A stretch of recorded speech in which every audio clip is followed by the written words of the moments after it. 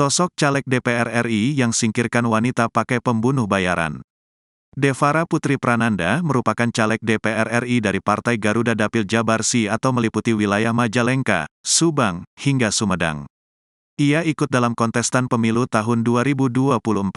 Perempuan muda berusia 24 tahun itu diketahui berhasil mengumpulkan sekitar 226 suara di wilayah dapilnya. Sebagai calon wakil rakyat, Devara Putri Prananda mempunyai misi yang cukup mulia.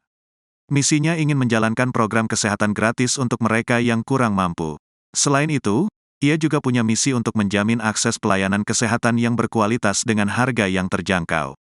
Dengan begitu, maka kesehatan dan kesejahteraan masyarakat bisa dirasakan secara merata. Namun sayang, misinya yang mulia ternyata merupakan sosok yang cukup sadis. Sebab, ia nekat menyewa pembunuh bayaran hanya karena masalah cemburu akibat diduakan oleh kekasihnya sendiri yakni DT.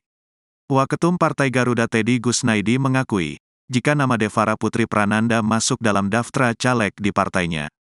Namun ia mengaku tak mengenali langsung sosok Devara Putri. Secara nama ya sama, tapi saya tidak tahu apakah itu orang yang sama, karena tidak kenal secara langsung, kata Teddy kepada wartawan. Seperti diketahui, mayat Indriana ditemukan oleh warga pada tanggal 25 Februari tahun 2024 silam di bibir sungai di daerah Banjar dengan kondisi tanpa identitas dan ditutup selimut. Kemudian polisi memburu para pelaku pembunuhan terhadap wanita ini. Hingga akhirnya polisi menangkap 3 orang yang diduga sebagai pelaku pembunuhan terhadap Indriana.